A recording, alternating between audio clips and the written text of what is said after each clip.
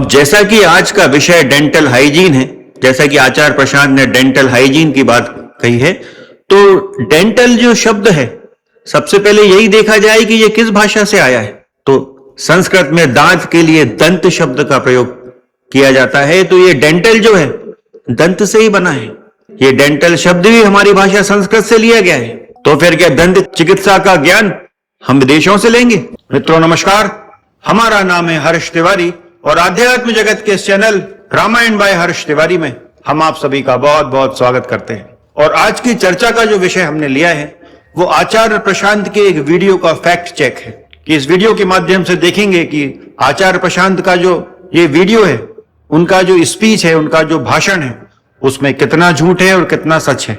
जिसमें आचार्य प्रशांत अंधविश्वास इत्यादि के विषय में कुछ कह रहे हैं। उस वीडियो का प्रारंभ हो रहा है एक प्रश्न से। एक लड़का है, वो कुछ फैन बॉय मूवमेंट करके बोल रहा है कि उसका फैन बॉय मूवमेंट है और वो कुछ प्रश्न पूछ रहा है और वो संभवतः नारियल इत्यादि फोड़ने के संबंध में वो आचार्य प्रशांत से प्रश्न पूछ रहा है, कुछ अंधविश्वास के विषय में प्रश्न पूछ रहा है।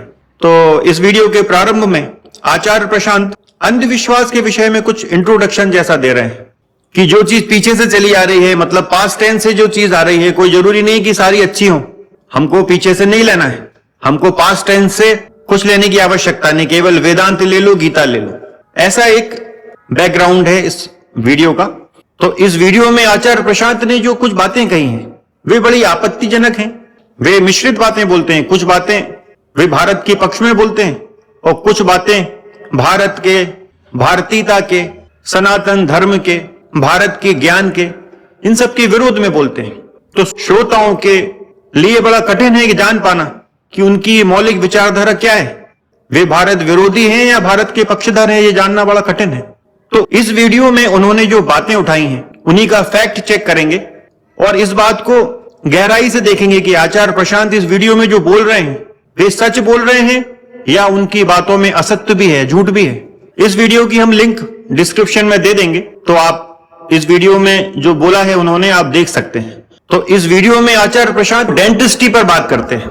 वो उदाहरण दे रहे हैं कि कहते हैं कि देखो ये आजकल के लड़के, लोग कहते हैं कि देखो ये आजकल के 20 साल की उम्र के लड़के लड़कियां, इनके दांतों से खून आ रहा है। हमारे दादाजी देखो 90 साल की उम्र में भुट्टा चबाते थे दांतों से और सब हंसते हैं जोर जोर से। फिर वो इस वीडियो में आगे कहते हैं कि डेंटल हाइजीन जो है पूरे विश्व की एक बहुत बड़ी समस्या रही है, लोगों की डेंटल हाइजीन की स्थिति बहुत खराब थी, ऐसा कह रहे हैं उस वीडियो में। वो पूरी दुनिया में डेंटल हाइजीन की स्थिति खराब थी। अब डेंटल हाइजीन बहुत बुरी थी, इसके विषय में उदाहरण देने के लिए वो लुई 14वें का उदाहरण दे रहे हैं। फ्रांस का सम्राट हुआ है लुई 14वां, उसका उदाहरण दे रहे हैं कि जब उसकी शादी हुई, कोई तीसरी चौथी दूसरी तीसरी शादी हुई होगी, 40 वर्ष की आयु में उसकी शादी हुई, उस समय उसका केवल एक दांत था। ये आचार्य प्रशांत बोल रहे हैं। अब ये भाषण दिया जा रहा है भारत में, तो आप भारत के राजाओं की, पुराने व्यक्ति की, किसी की बात करो ना। आप लुई 14वें की बात क्यों कर रहे हैं? फ्रांस के राजा की। फ्रांस के राजा के कितने दांत थे, कितने नहीं थे, इसका तो हम लोगों को ज्ञान नहीं है। आप भारत के लोगों की बात कीजिए कि महाराज शिवाजी के इतने दांत थे, महाराणा प्रताप के इतने दांत थे, पृथ्वीराज चौहान के इतने दांत थे, सम्राट अशोक के इतने दांत थे, ऐसा कुछ बोलिए ना। आप यदि भारत के विषय में कुछ बोल रहे हो, भारत के लोगों के सामने अपना लेक्चर दे रहे हो, उदाहरण आपके सारे पाश्चात्य जगत के हैं, तो क्या आपको भारत के प्राचीन इतिहास की जानकारी नहीं है क्या? आप ये सारे उदाहरण विदेशों की क्यों देते हो? आप भारत में बोल रहे हो तो आपको भारत की उदाहरण देना चाहिए। इस वीडियो में वो बोल रहे हैं कि टूथब्रश आने के पहले लोगों के दांत बहुत जल्दी गिर जाते थे और टूथब्रश जो आया है वो 150-200 साल पहले के करीब आया है। तो क्या टूथब्रश आने के पहले सभी लोगों के दांत बहुत जल्दी गिर जाते थे 20, 22, 25 साल की उम्र में? तो क्या भारत के लोगों के दांत टूथब्रश आने के पहले बहुत जल्दी गिर जाते थे? आप लोगों को याद होगा, अभी जो 55-60 की उम्र के आयु के लोग हैं, उनके अपने पिताजी, दादाजी, उनके पूरे दांत हुआ करते थे, वो पेस्ट नहीं करते थे, वे आयुर्वेदिक मंजन इत्यादि टाइप की कोई चीज करते थे, उंगली से ऐसा वो अपना मंजन लेते थे और उसको मंजन करते थे, टूथपेस्ट का प्रयोग नहीं करते थे वो। और उनके बहुत लंबी आयु तक उनके पूरे के पूरे दांत रहते थे। कुछ लोगों के कुछ दांत टूट भी जाते थे, लेकिन सबके साथ ऐसा नहीं होता था। बहुत बड़ी संख्या में लोग ऐसे थे जिनकी बहुत बड़ी आयु तक जिनके दांत रहते थे। अब ये कह रहे हैं कि टूथपेस्ट आने के पहले सब लोगों के दांत जल्दी गिर जाते थे। पता नहीं कौन सा इतिहास बताना चाहते हैं आचार्य प्रशांत। अब बातों में वे दातून की मजाक उड़ा देते हैं कि दातून का उपयोग करते थे लोग, तो दातून से काम नहीं चलेगा, इंडस्ट्रियल प्रोडक्ट चाहिए, मॉडर्न साइंस चाहिए। अब क्या पुराने लोग ये सारे दांत रहते ही नहीं थे, क्योंकि वे ब्रश तो यूज करते ही नहीं थे, क्योंकि ब्रश तो कुछ वर्षों पहले ही आया है। तो क्या उसके पहले लोग बिना ही दांत के थे? और दातून, भारत में प्राचीन काल से दातून का प्रयोग हो रहा है, और दातून भी किस लकड़ी से की जानी चाहिए इसके विषय में भी पूरा ज्ञान उपलब्ध है। और वो कह रहे हैं कि जो टूथब्रश ब्रश का प्रयोग नहीं करेगा उसके दांत जल्दी गिर जाएंगे, इंडस्ट्रियल प्रोडक्ट चाहिए। तो आप भारत के ज्ञान की बात कर रहे हो या आप कोई किसी पाश्चात्य जगत की किसी फैक्ट्री का एडवर्टाइजमेंट कर रहे हो? ये बात इसलिए भी असत्य है पूरी तरह, क्योंकि भारत में डेंटिस्ट्री के बहुत प्राचीन एग्जाम्पल्स, बहुत एंशिएंट एग्जाम्पल्स अवेलेबल है। भारत में हजारों वर्ष पहले दंत चिकित्सा बहुत बड़े स्तर पर की जाती थी। जो आजकल दांतों की सर्जरी होती है, जो आजकल मॉडर्न साइंस में की जाती है सर्जरी की, दांतों में यदि कोई प्रॉब्लम हो जाती है तो उसमें दांतों में कुछ ड्रिल करके उसमें उसका इलाज किया जाता है। तो ये तो पाश्चात्य जगत की विधि अभी आई है कुछ वर्षों में, लगभग 5000 वर्ष पूर्व के कुछ उदाहरण उपलब्ध हैं, और कुछ उदाहरण तो 5000 वर्ष से भी पहले के हैं, जिसमें दांतों की शल्य चिकित्सा के उदाहरण मिलते हैं।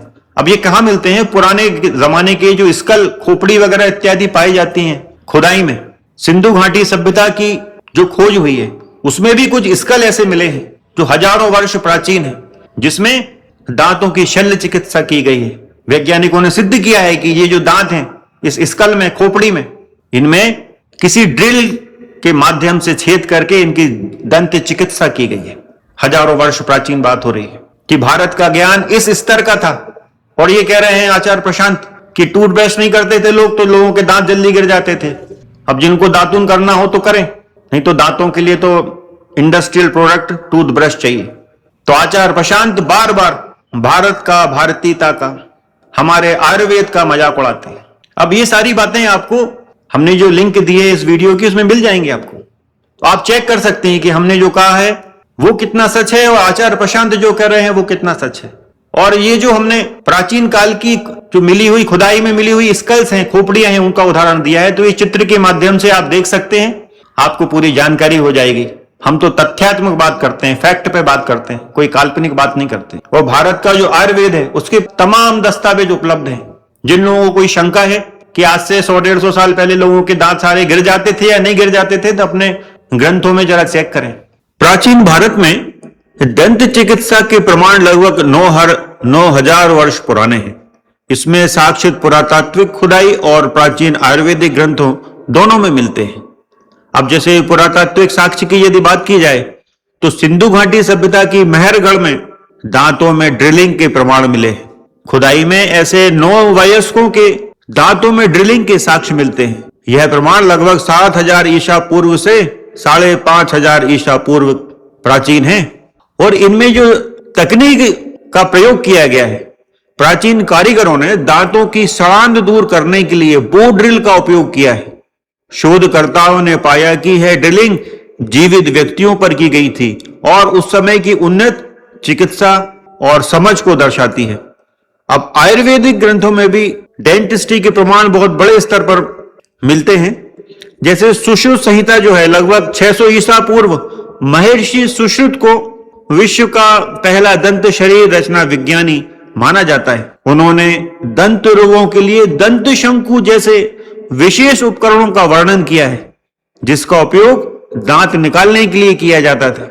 चरक संहिता का भी इस मामले में महत्वपूर्ण उदाहरण दिया जा सकता है कि इस ग्रंथ में मौखिक स्वच्छता यानी ओरल हाइजीन, जिसकी बात कर रहे हैं डेंटल हाइजीन, तो चरक संहिता नामक ग्रंथ में ओरल हाइजीन पर विशेष जोर दिया गया है। इसमें दांतों को साफ करने के लिए नीम या बबूल की टहनियों के दातून के उपयोग करने की सलाह दी गई है। अनेक उपचार पद्धतियों की भी बात होती है कि प्राचीन भारत में ऑयल पुलिंग और लौंग के तेल, हल्दी व मुलेठी जैसी प्राकृतिक औषधियों का उपयोग दांत दर्द और संक्रमण के इलाज में किया जाता था। तो ये सब जो है भारतीय प्राचीन ज्ञान को दर्शाती है ये सब चीजें। और भारत में केवल दंत चिकित्सा ही नहीं की जाती थी, यहाँ नकली दांत भी लगाए जाते थे। 1194 ईस्वी में कन्नौज के राजा जयचंद की पहचान उनके सोने के तारों से बंधे नकली दांतों के आधार पर की गई थी, जो दर्शाता है कि उस काल में प्रोस्थोडोंटिक्स का ज्ञान था। अब जैसे शल्य चिकित्सा के उपकरण, सुश्रुत ने 125 से भी अधिक शल्य चिकित्सा उपकरणों का वर्णन किया है, जिनमें से कई दांत और मुख रोगों के उपचार के लिए विशिष्ट थे। प्राचीन भारतीय चिकित्सा पद्धति में दंत चिकित्सा केवल दर्द निवारण तक सीमित नहीं थी, बल्कि इसमें दांतों के निकालने, भरने और स्वच्छ बनाने की वैज्ञानिक विधियां भी शामिल थी। तो ये हमारे भारत में डेंटल हाइजीन कोई नया विषय नहीं है। तो यदि आपको एग्जाम्पल देना, उदाहरण देना, तो भारत के दीजिए, विदेशों के एग्जाम्पल से काम नहीं चलेगा। किसी की बात आंख बंद करके नहीं मानी जाती। आजकल जमाना जो है गूगल का है, एआई का जमाना है। आप फैक्ट चेक करिए ना कि कोई व्यक्ति यदि कोई बात बोल रहा है तो उसमें कितनी सच्चाई है। तो इस वीडियो में उनकी जो बातें हैं उसमें फैक्ट बहुत कम है, असत्य बहुत ज्यादा है। तो मित्रों, इस वीडियो में आज इतना ही। फिर किसी अन्य वीडियो पर किसी अन्य विषय में चर्चा होगी। तब तक के लिए अनुमति दें। जय सिया राम, जय जय श्री सीताराम। राम राम राम राम राम राम राम।